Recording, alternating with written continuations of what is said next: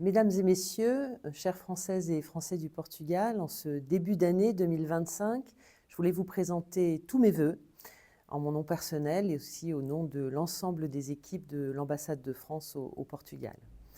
Alors vous êtes un peu plus de 21 000 inscrits au registre des Français du Portugal, c'est encore plus que l'an dernier, la dynamique reste positive. La moitié à peu près d'entre vous est installée à Lisbonne et dans le Grand Lisbonne, un peu moins de 20% autour de Porto et dans le nord du Portugal et 17 à 18% en Algarve. Mais vous êtes en fait présent sur l'ensemble du territoire, y compris à Madère, dans les Açores.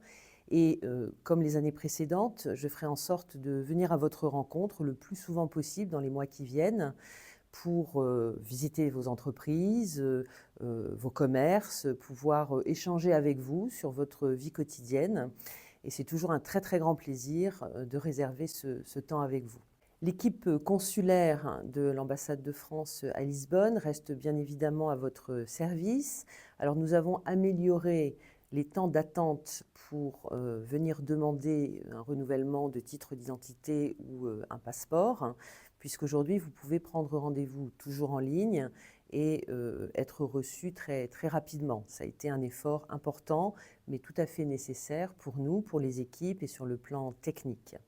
Par ailleurs, depuis mars 2024, nous expérimentons la dématérialisation du renouvellement des passeports, en tout cas pour un renouvellement de passeport pour les personnes majeures qui sont inscrites au registre des Français du Portugal. On est en train d'évaluer en fait le résultat de cette expérimentation et nous vous tiendrons bien évidemment informés. Alors l'année 2025 sera une année très importante pour les relations entre la France et le Portugal, avec des projets de visite à très haut niveau dans les semaines qui viennent, et puis l'organisation au mois de juin prochain à Nice de la prochaine conférence des Nations Unies sur les océans. Ce sont les Portugais qui avaient accueilli la précédente conférence en juin 2022 et donc ils vont passer le relais à la France.